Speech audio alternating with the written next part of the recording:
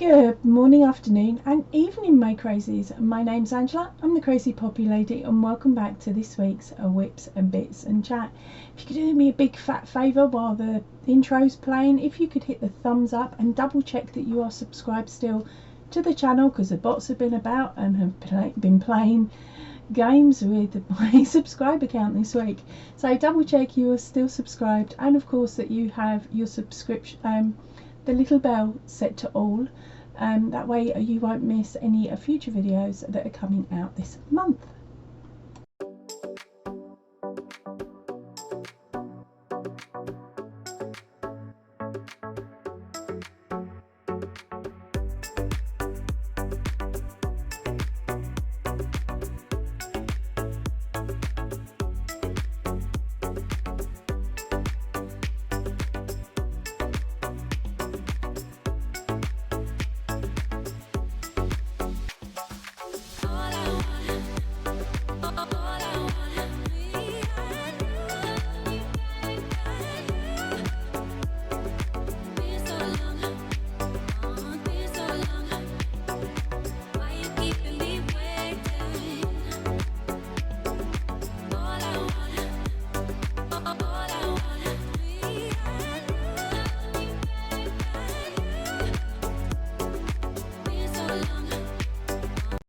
Okay, so let's start this video as I normally do, in the most boring way possible, which is to remind you of any videos that have gone out this week that you may have missed.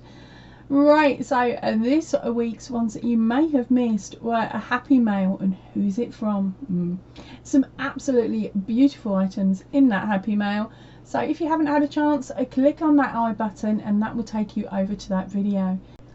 The next video out was a book review, and this one was for A Modern Girl's Guide to Granny Squares by Celine Seaman and Leonie Morgan. Sorry if I've muddled those names.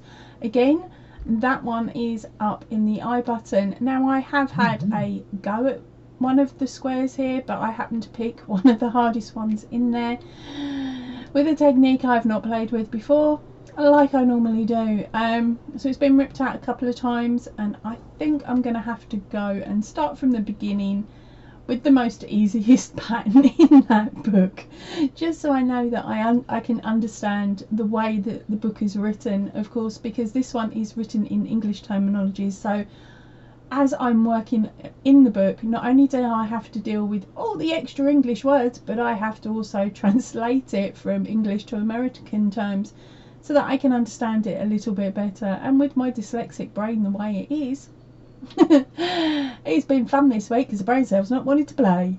But at some point I will show you a square from that book that I have tried out.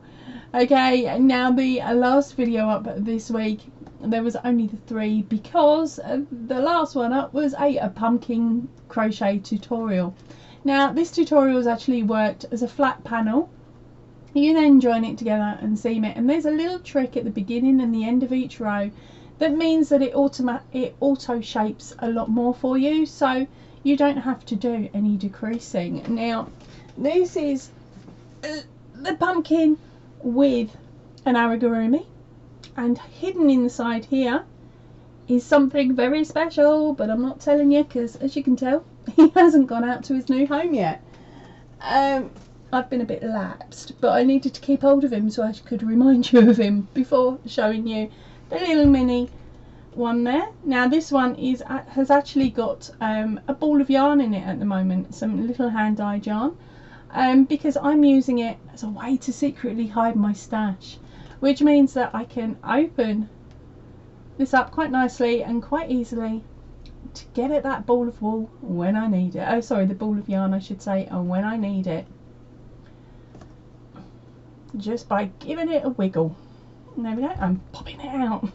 So that's that little tutorial there, and of course that is linked in the I button here above. Sorry, I'm just going to redo my bow, pop it back where it belongs, and then we'll carry on with the rest of today. So for videos this week, that one has been really quite popular, and I'm really quite chuffed. I'm hoping some of you are actually sitting here in the process, in the process of knocking up a couple of pumpkins, because once you get the pattern into your head, it's really simple to do, and also simple to upsize as well. I could see it being used for so many different things. So please, if you do in fact make that pattern, and even if you've changed it slightly by upsizing it, make sure you send me a photograph with the details of the yarn you used, your hook size, and what else did you do to the pattern to upsize it to get it to look like it is in the photo. I absolutely love receiving your photos and also showing them off when they come in. Talking of that, we've got a special one, but you're going to have to wait till later to see that one because it's immense. Okay, so what have I been up to this week? Right, so this room is getting a makeover behind the scenes. Okay, so that doesn't mean that any of this is really going to change, apart from I think I've put my other bucket hat up, which is my two-tone plain cut, two-tone one, over the top of course, the Pride bucket hat. But other than that, I don't think the background itself has changed much. You never know, you might have spotted something that I've moved without me remembering. But what I've actually been doing is sorting out everything that's on the floor, under the table, on the table, and anywhere else where there's somewhere to put something. So I've been sorting that out so that I could, one, get into the corner over there to plug in another extension lead, which meant everything that was over there, which is like totes full of stuff, but they're not in totes, they're in individual little bags. That all had to be moved out the way. Chairs had to be moved out the way, so that I could put up another computer screen on the table. Now ideally I want it sitting directly behind the camera so that when I'm looking I can just look up quickly and check whatever's on the screen or read comments if that's where I decide to put the comments during a live. But the problem we've got is my table depth isn't quite deep enough at the moment, so I'm going to have to do a little bit more moving about on the table. It's only out by probably about about 10 centimeters, I suppose, which is what, 4 inches. Crikey, my math was working then. But yeah, I've got to move everything forward a little bit on the table, so hopefully when I do that it's not going to muck up the bottom screen too much. So it means that the camera won't be too close to me and you'll end up looking at my nose or being able to pick out spots on the end of my nose and things like that. But yeah, that's the next trip. That's the next thing to do. At the moment, it's off to the right hand side, or my right hand side, I should say. So if I dart my head to look up at it, you're looking at the side of my nose. So yeah, not the best view, because that really annoys me when people are talking to me but they're not looking at me. So I'm trying to keep that principle in mind when it comes to chatting to you when I'm on video like this, or of course when I'm on a live. So more stuff needs to be done. Hubby has said that he'll make me a new stand so that it will go above the camera, but at the moment it's actually sitting on one of my old brown wooden boxes, which is similar to the cube system here, but the one I've got has got drawers in and it's just one giant cube. So I've got a couple of those. 2 sit behind that box there, and then 2 more sit by the side of the desk, which has the printer on and all my dye paraffin, the stuff for dyeing yarn on, and it's got a couple of drawers as well, so that the dyes are out of the way of Liam the dog, so there's no licking and dyeing his tongue. All of the dyes I use though are animal and food safe, so I don't have to worry too much. I just don't really fancy having to explain to the neighbours why my dog's tongue is fluorescent yellow. It would be quite funny though. Or of course if he gets it in his fur and goes from his lovely beautiful light beige to I don't know, what's the worst colour that dog could look? Probably green. Oh, he's done green where he's holding freshly cut grass. Pink. Yeah. Let's dye him pink with blue spots. No, let's not. I do not agree with dyeing dogs or painting their toenails, but different rules for different people. Now everybody knows the English love whinging about their weather. Normally we're whining it's cold and wet and damp and raining. constantly whinging it's cold and wet and damp and raining, or that it's flooded, or that we're caked in snow. We very rarely get a decent spell of sun, at least a sun where it's hot. Now last year I believe I complained that the weather was too hot, and we had it for about a week. And that was sometime during the summer. And this time round, it's the first week of September that we have actually managed to get some hot weather. We're talking, for the UK, anything above 25 is hot. Okay, it's just hot if it's 25, but hot if it goes above. It's sitting at 32 and it's muggy because we've had rain. So all that water is coming up into the air, which is making it very difficult for me personally to breathe, because I've had issues with breathing because of a long COVID. So if you can hear me taking deep breaths, that is why. I'm getting better at taking deep breaths now. But yeah, the weather is extremely hot. As I said, we're sitting on a 32, I believe, at the moment. And we've had our property closed up, as I call it, from about 8 o'clock this morning. So basically what we do is we wake up at stupid o'clock in the morning, normally about 5:30 during this weather. So we pretty much wake up with the sun and the birds. We come speeding downstairs, and before we've put the kettle on, that back door is open, and we've got slidey doors. So we open the back door so we get the breeze coming through. Then Liam runs out and does his business out in the garden, while I open every single window downstairs. It used to be, before we got the dog, that the front door would also be propped open so there was a full blown through breeze, but of course I can't risk that now with Liam. So it's only the back door and all of the lower windows that are opened. Then the kettle gets put on, then the washing machine goes on. Then I start making noise to wake the teenager up. Yeah, that don't work. But she gets up about 6 anyway, so if I'm not up to do the open up, she comes down and does it as well. So actually all three of us in the house will do the open up. Then at about 8:30, 9 o'clock, we then start closing off the windows and closing off the curtains. So it depends on where the sun is on the property as to what side it gets closed up first. So normally we close up the front. Okay, so that is this window here, which I haven't actually done yet. The sun moved around too quickly, and luckily it was cool enough first thing this morning so that this room is still not mega muggy. So we normally close off this room. Then by about 9:30, the sun's starting to come round into the lounge. So the lounge door gets closed off, or depending on how hot it is, but the curtains definitely do get drawn. And we've got really super thick thermal curtains, so it bounces the heat supposedly back out. But with those massive glass panes, it does get a little bit toasty in that there lounge. So so because of that, and because of the weather, I've not been able to crochet as much as I would normally want to, because of course most of the stock I've got here is acrylic, and what happens when it's hot in acrylic? It squeaks and it sounds like you're being raided by mice. So I've done a little bit on the Ohana blanket, but I haven't bothered taking photographs because it was only 2 rows, and I've done these 2 rows. I was super chuffed with it.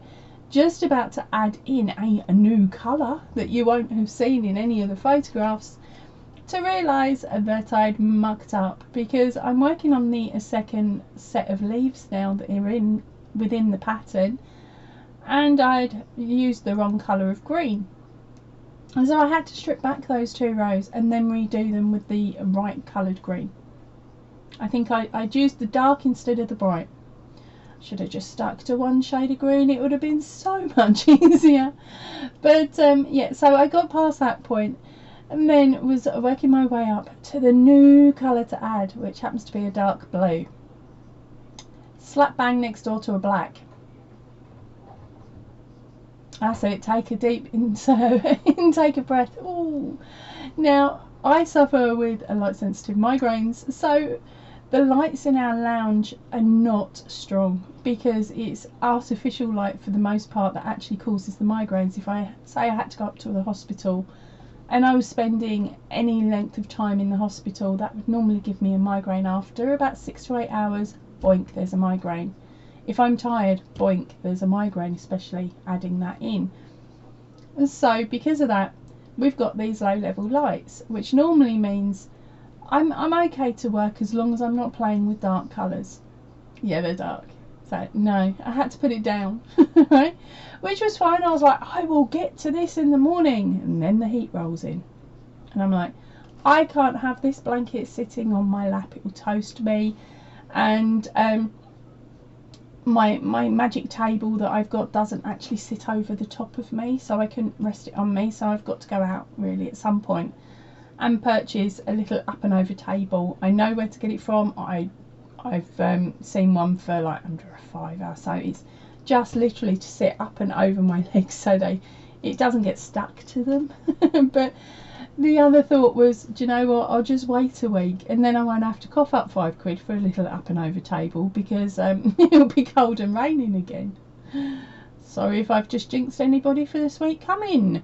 Yeah, so Ahana's only had 2 rows done on it, so I'm not going to worry about showing you that. Now, I was trying to make those squares, as I said, and because I thought, well, they're only small. Yes, they're acrylic, but because they're small, it's not going to be sitting on my lap. This was day probably 1 or 2 of the hot weather, and I thought I can handle a small amount of mouse squeaking. So there I am, trying my hardest to get this pattern into my head, or off of the page and onto the hook, however we want to say it. And it got ripped back multiple times because I'm playing with a white and a red, and when you're carrying the yarn you can see the carry, and I really can't stand that. I don't like seeing yarn being carried. So after a bit of time making it, remaking it, arguing with the pattern and getting the pattern roughly in my head, and then realising I could see this carried yarn, I decided no, not doing it, stripped it back. And I thought, do you know what, I will go back to it later with that pattern, with those colours, and I will do it. But for the time being, I'm just going to sit and find a really nice, a really easy pattern, or work up a really nice, really easy pattern that I can do with this yarn, because I want to make a blanket. So it was like, right, I'll start the first half of this blanket, then I can add the squares, then I'll start carry on going. I got carried away. Seriously got carried away. So the colours that I've used were actually from my Aldi stash from all them years ago. I'm trying to get through it at the moment. I've probably got what, a cube left of Aldi DK, and then a cube left of Aldi Aran, and once they're done, that's it. I am not buying Aldi again. I've learnt my lesson. But anyway, the colours that I've used are a neutral. Now this is the problem with the multi-packs, where you get 10 balls of 50 grams, okay, or at least the packs that I've got. You get 10 balls of 50 grams in 5 different colours, and they normally come named neutral or pastel or bright. Okay, or something along that lines, and that is what the whole set is. Now of course these have been mixed up in a bag. They've still got the labels on, but I didn't bother reading what set they came from. I just went, I want that colour and that colour, and fingers crossed they'll work. So the first one was out of the neutrals, and that was just a white. Okay, simple, you can get white from anywhere. The next one is from the pastels. I thought it was pink, okay, but it's more of, it is a pink, but it's an orangey pink, so a sort of corally style colour, I suppose. And then the last one is from the Brights range, and it was red. Okay, so those are 2 out of the 3 colours. You can imagine what the white looks like on top. Or can't you? Can you? Can't you? Doesn't matter, because I've worked it. Now, this has now been finished as far as I want to go, but stupidly I got carried away with it. So It's no longer just a strip like I wanted, it's now a square. And I've even edged it, but haven't finished sewing in all the ends, so you may see an end or two hiding that really should have been sewn in before I put the edging on, but I was like, I want to get the edging done. So here it is. Super duper striped. Now, as I said, this is going to turn into a blanket at some point. I was thinking of doing a jumper, and to be honest, this could easily fit on the back of me as a jumper, but yeah, I've only got 50 grams of the red, 50 grams sorry, no, it was a pink. It was a pink out of the same range as this one. So yeah, I got confused. So it is pink, white and red, but I'm out of the pink. That was it. So, and now I've got to work out how I'm going to incorporate coral instead of pink. It's the closest colour I've got. So yeah, there you go. That way. So yeah, that's the colour I've used, which is the pink. But as I said, none of the ball bands actually have their colour names on, and none of the packs you can purchase from Aldi anymore anyway. So it's a case of finding colours that are similar in another range, which I will do later. I will colour match as best I can, so that if I do decide to bring out some sort of tutorial based off of this blanket, you'll be able to find the colours that you want and swap them out. What else has there been? I'll have to have a think. Okay, so that's been it for the creative stuff this week from me. There hasn't been a lot, and I definitely haven't been crocheting up as much as I really wanted to, but as we all know, it's too warm. So I've been sitting playing silly little games on my tablet or dreaming up new pattern ideas and writing them down, and then promptly, otherwise I will forget them. And that's been pretty much it. Now, my husband announced to me yesterday evening that we're having a barbecue on Sunday. That was Thursday evening. Today's Friday for me, but you're seeing this on Sunday. Now, the plan is we're having a barbecue on Sunday, and we got friends that have been invited. Thanks, husband of mine. I love you. Yeah, my carpets need cleaned, my house needs sorted. And then, of course, he said to me, oh, by the way, we need to cut the grass. Of course we need to cut the grass. It's about 2 foot tall again. All the rain and the sun, and the rain and the sun has made it grow into a forest again. So I've got to tackle, the pair of us tomorrow, Saturday, are going to be tackling the garden. So we've got to get the lawns cut, which is really tall, and get rid of the backyard brambles. And we've got a fence panel that we need to fix. And he wants to also tackle the side of the house as well. I hate tackling the side of the house.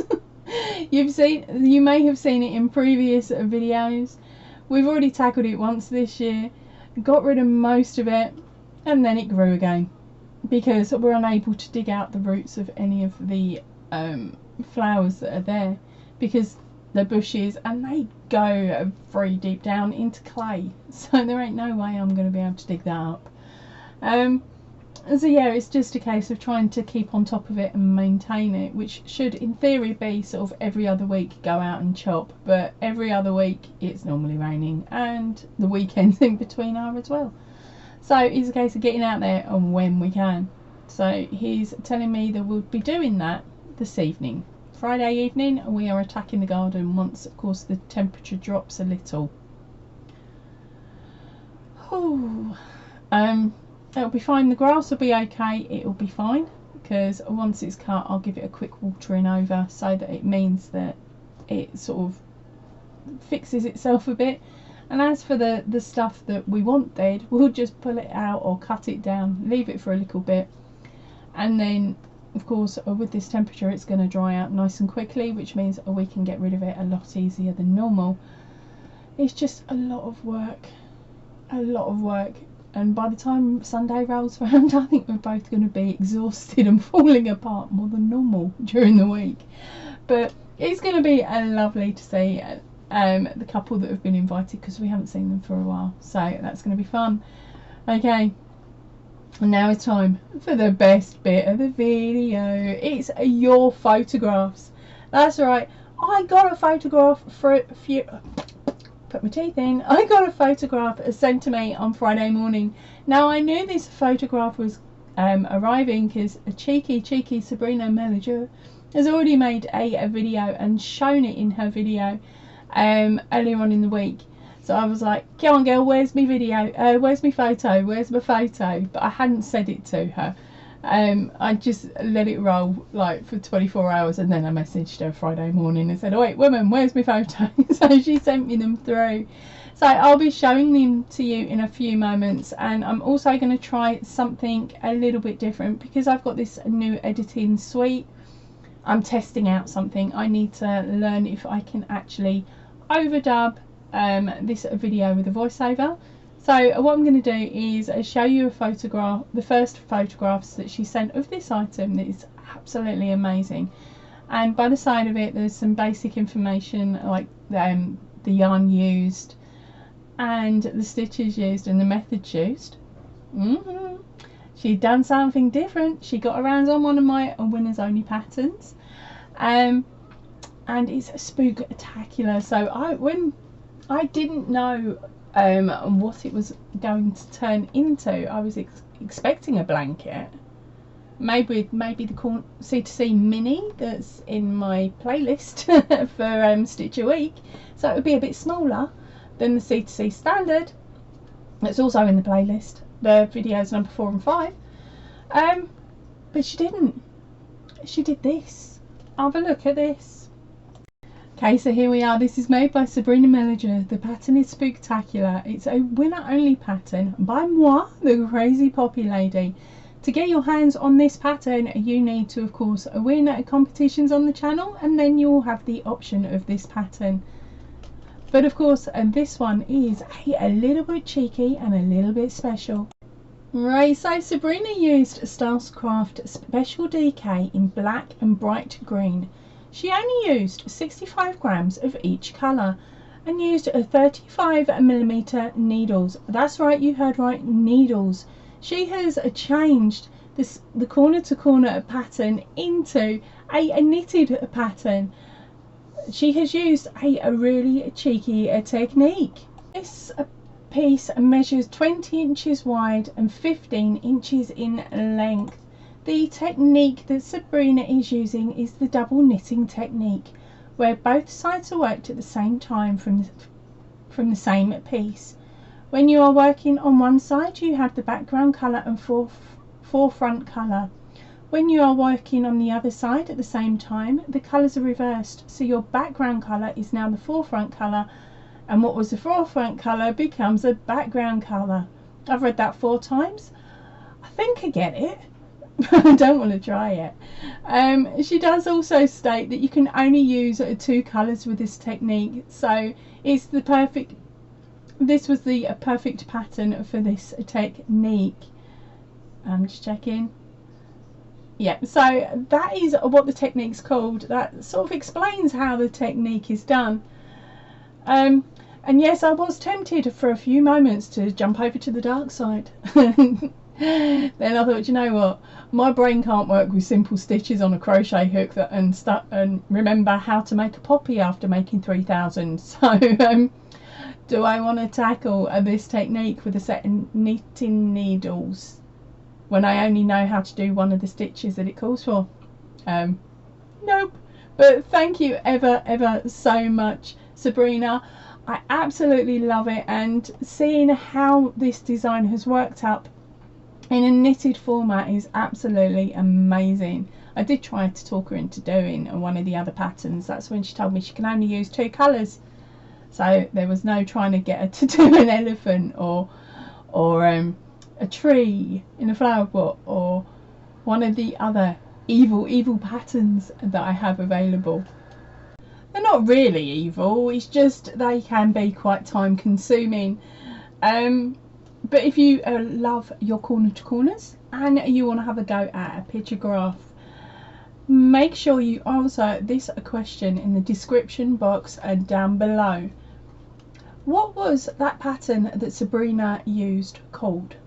It's that simple, and make sure you hide it within your comment, as this of course is a surprise giveaway where you will have the opportunity to either win a copy of that pattern or one of the other winner only patterns. Now I'm going to run this one until the end of the month, okay, and I will tell you in a future Whips and Bits who has in fact won. So good luck all of you. Fingers crossed the person that wins it gets that wants it, but of course if they choose to respin it or whatever, I will happily do that at a later point. All rules are in the description box and down below, so make sure you read that. And of course remember in future videos to keep an eye out for them eyeballs that you would have seen on the title of this video, because then you know there's a competition. But shh, don't be telling everyone unless they're a channel crazy. Got it? Right, I'm actually going to head off now because hubby's knocked on the door a few moments ago and said come on, we got to crack on. So it's time for me to get busy with the housework. So I will see you all really soon. So please remember, stay chilled, stay happy and keep crafting. Goodbye everybody. Oh my gosh, I found loads of new buttons. You might have noticed a couple of little things in the video. You may not have, because I've only added 2 things right at the beginning. But yay, I've got stickers back. Don't know what else I'm going to do yet. I'm still playing.